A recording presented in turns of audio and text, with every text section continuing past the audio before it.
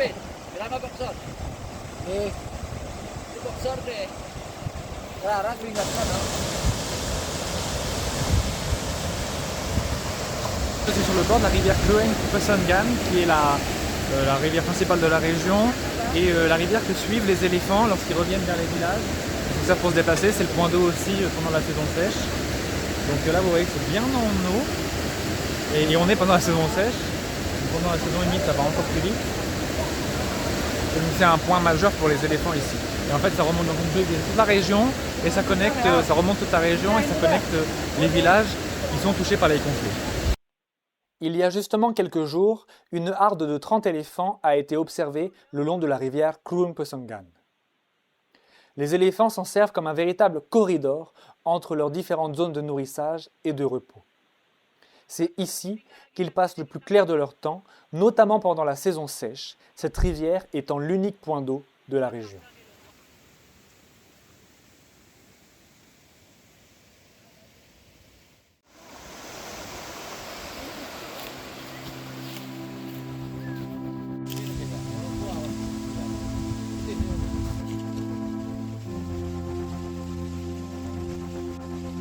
Alors aujourd'hui on va faire le training avec Nani de Nature and Wildlife Association.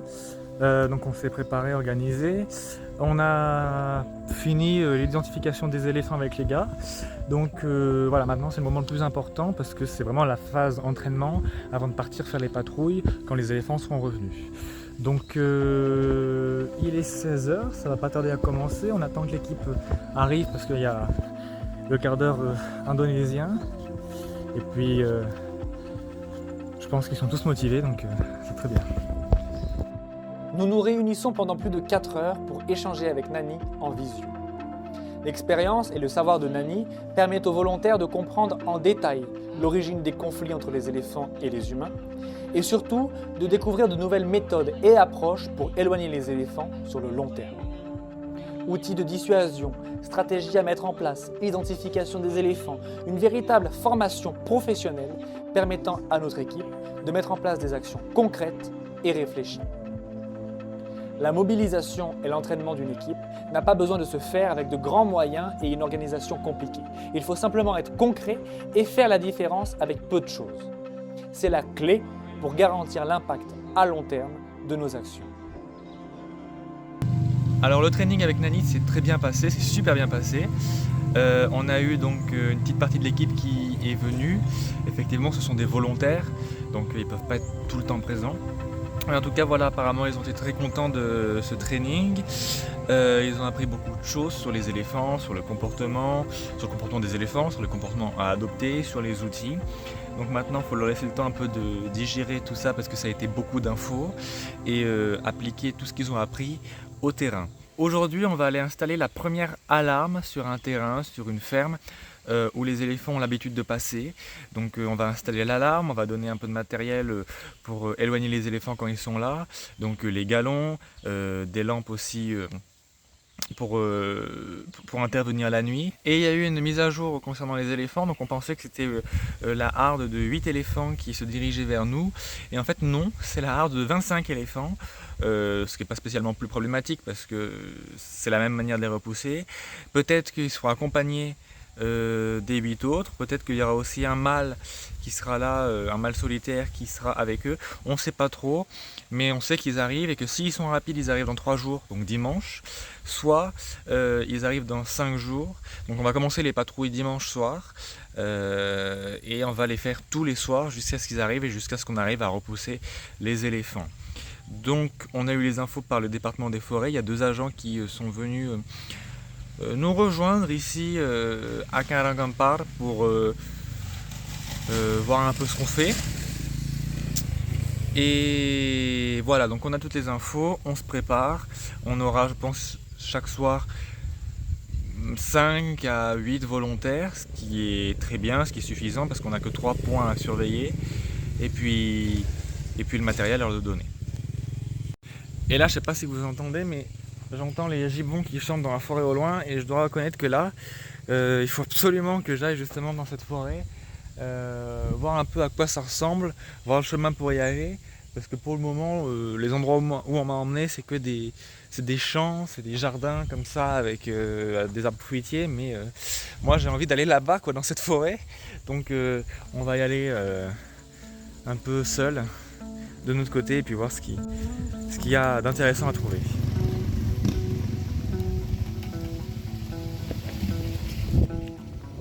Le lendemain, Harapandigadja part au nord du village pour installer sa première alarme. La ferme où nous nous rendons est située exactement là où les éléphants ont l'habitude de quitter la forêt le soir pour se rendre dans le village. En installant notre alarme à la limite entre la forêt et la ferme, nous sommes certains d'anticiper au maximum l'arrivée des éléphants la nuit. Une mesure de sécurité importante pour l'agriculteur ici, mais aussi une aide considérable pour nos équipes, désormais prêtes à partir en patrouille.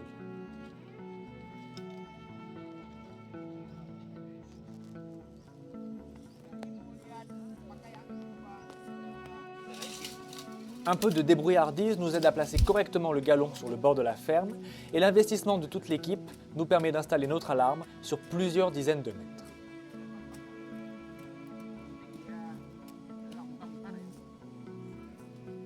Contrairement à ce que beaucoup pensent, le but de l'alarme n'est pas de faire partir les éléphants.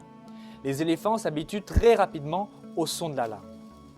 Ici, l'alarme est uniquement là pour donner l'alerte aux villageois, les prévenir que les éléphants sont là, de sorte à ce qu'ils puissent aller les bloquer aux abords de leur terrain. Avec le temps, les éléphants finissent par associer le son de l'alarme à l'arrivée des humains, et c'est à ce moment-là que les animaux finissent par fuir dès le moindre son de klaxon.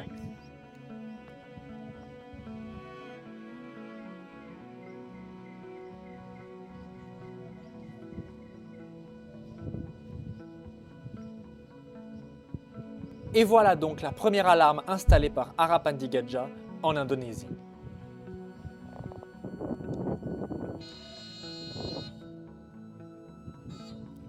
De retour au village, nous passons la soirée à assembler l'ensemble du matériel destiné aux volontaires, au gré des coupures de courant régulières. Talkie-walkie, lampes imperméables, hamacs, un ensemble d'équipements leur permettant de faire des patrouilles toutes les nuits et par tous les temps pour anticiper les éléphants.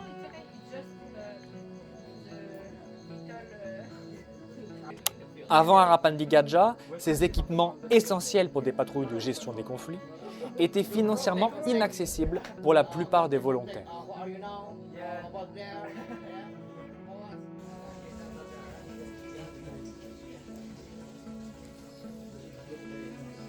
Désormais, l'équipe est fin prête pour partir sur le terrain avec de nouvelles méthodes et des outils efficaces et adaptés.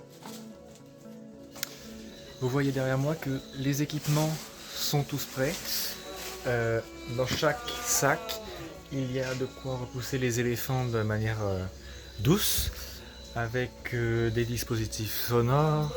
Il y aura les galons aussi qu'ils auront à la main, des lampes aussi, des lampes frontales, des vêtements contre, comment on appelle ça, des kawais, enfin des trucs contre la pluie. Bref, et puis surtout les walkie-talkies ici qui vont leur permettre de communiquer, et ça, l'ensemble de ce matériel, hein, pas seulement les walkie-talkies qui sont hyper importants pour faire des patrouilles, l'ensemble de ce matériel-là, ça fait des années qu'ils le demandent au gouvernement, à WWF, qui a un projet dans la région, et ils n'ont jamais eu de... Enfin, on leur a jamais donné ce matériel-là, donc ils en sont très contents. Et il y a aussi des hamacs parce que y a de quoi faire de la nourriture chaude. Ça c'est important aussi parce que les gars, on va leur demander de rester devant un point précis toute la nuit. Donc il faut qu'ils puissent se reposer, il faut qu'ils puissent manger. Ça à prendre en compte aussi. Mais voilà, le matériel le plus important, comme je vous ai dit, walkie-talkie, les lampes frontales, les raincoats, les kawais. Et puis les t-shirts de l'association que vous verrez sur leur dos pour qu'ils puissent être identifiés par les villageois autour, et puis pour montrer que on est là, enfin. Et tout ça, bien sûr, ce sont vos dons, et ça c'est important de le dire, tout ce matériel ce sont vos dons. Les patrouilles, ce sont vos dons. Les alarmes qu'on a installées, ce sont vos dons. Bref, tout ce travail-là, ce sont vos dons qui financent ça et uniquement vos dons, rien d'autre. D'où l'importance de continuer de nous aider parce que là, on part sur une mission de 2 mois qui aujourd'hui commence super bien et qui nous encourage à continuer, mais on va bientôt partir sur le long terme. Donc on a absolument besoin d'énormément de soutien, de supporters, de donations, de partage. Il faut donner de la visibilité à Harapan di Gajah. Il faut qu'on puisse se faire entendre en France pour aller chercher des soutiens, ici en Indonésie pour aider les personnes qui en ont besoin, qui demandent cette aide-là depuis, vous l'avez vu, depuis des années, ils demandent cette aide-là pour certains. Bref, hâte d'être demain puisque on va commencer les patrouilles.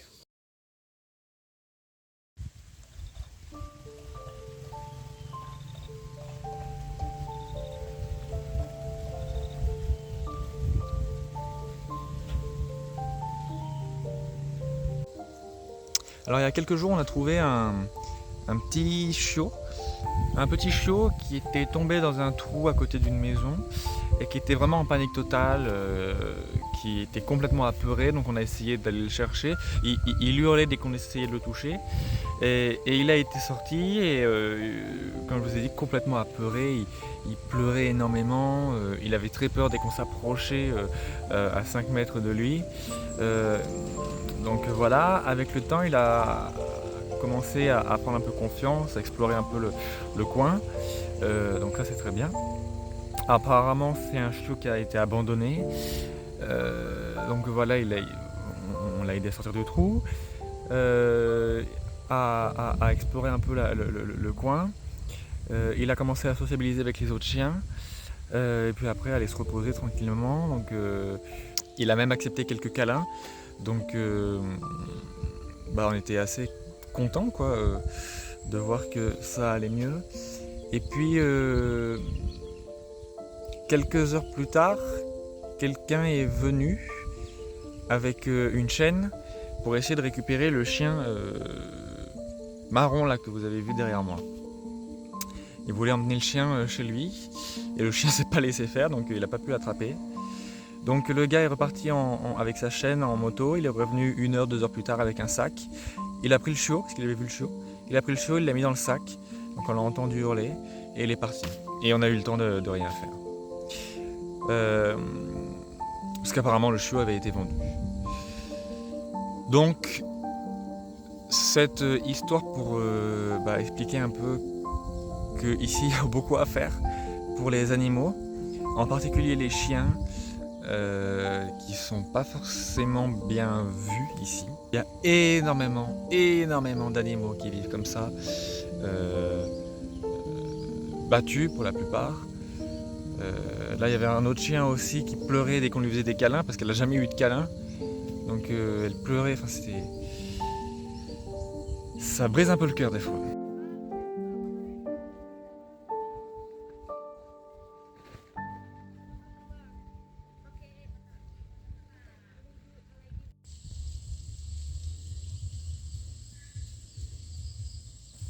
Alors ici il y a beaucoup de cultures sur brûlis, donc ce qu'il y a là derrière moi c'est vraiment anecdotique, c'est le bord de la route, mais oui, énormément de cultures sur brûlis, c'est-à-dire que quand il faut renouveler des plantations par exemple, le seul moyen d'enlever les arbres, le moyen le plus rapide c'est de mettre le feu. Donc le problème c'est que ce feu souvent il est mal contrôlé et il part en forêt, donc là il y a beaucoup de déforestation. Je tiens à dire que j'étais venu ici il y a 1 an dans le cadre des repérages et il n'y avait vraiment pas autant de déforestation là. Il y a des feux tous les jours, un peu partout. Hier, on était justement sur un point de vue où on voyait qu'il y avait de la fumée qui s'élevait vraiment de partout, de grandes zones qui avaient été complètement noircies.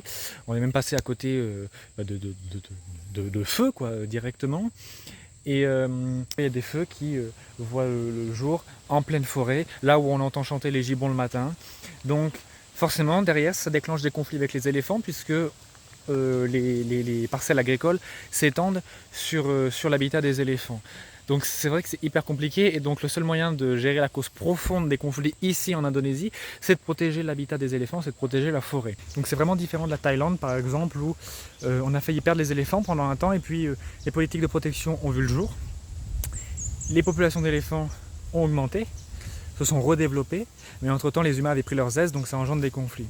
Et ici, le contexte il est vraiment différent puisque c'est la déforestation, la dégradation de l'habitat des éléphants qui pousse les animaux vers les zones humaines, vers les villages et qui provoque des conflits. Donc la réponse à la cause profonde des conflits ne va pas du tout être la même. C'est-à-dire que là pour le moment avec Arapan, on est vraiment dans la réaction d'urgence. C'est-à-dire il faut à tout prix protéger les éléphants et les humains en maintenant chacun dans son habitat. À long terme, l'idée c'est bien sûr de pouvoir protéger efficacement l'habitat des éléphants.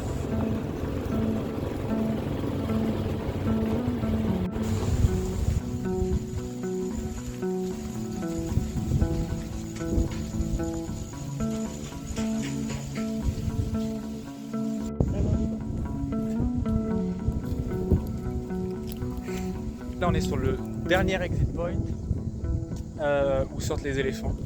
Donc on est vraiment au sommet d'une colline. Et en fait dans le détail il y a deux points de sortie, deux sous-points de sortie. Un ici derrière moi et un au fond. Vous voyez la zone qui est un peu, qui est carrément ouverte. Donc c'est les deux points de sortie des éléphants. On réfléchissait à comment organiser l'équipe qui va venir patrouiller ce point-là, parce qu'il y a quand même beaucoup de distance, comme vous voyez. Donc en fait, on a trouvé la solution. On va mettre une équipe classique de 2-3 personnes au milieu, dans le creux, là, le vallon. Et ils vont juste faire des alternances en fait entre les deux points durant la nuit pour surveiller et couvrir le plus de distance possible. Et il me parlait aussi d'installer des alarmes. Alors les alarmes, c'est vraiment plus pour les agriculteurs qui vivent un peu loin des villages, qui puissent se défendre d'eux-mêmes. Après, s'ils veulent les utiliser aussi pour les patrouilles, pourquoi pas. De toute façon, ils en ont beaucoup à placer. Là, on en a 5 qui sont construites, 5 autres à faire. Donc, autant les utiliser aussi, si ça peut être utile, s'ils estiment que ça peut être utile. C'est eux, les gens de terrain, de toute façon aussi, et qui sont là tous les jours. Les habitants sont les premiers concernés par les conflits avec les éléphants. Protéger les terres des dégâts provoqués par les animaux relève d'un intérêt vital. Quand un éléphant ravage toute une culture, c'est une vie entière qui peut être détruite, celle de l'agriculteur et celle de toute sa famille. Dans certaines régions d'Asie, notamment en Inde, les fermiers sont plongés dans une telle détresse que des centaines d'entre eux finissent par se suicider chaque année face aux éléphants. Alors, par des actions concrètes, aux effets visibles, l'espoir finit par renaître chez des habitants qui ne savaient plus quoi faire pour rétablir une coexistence saine avec les pachydermes. Prochaine étape, les premières patrouilles de Arapan.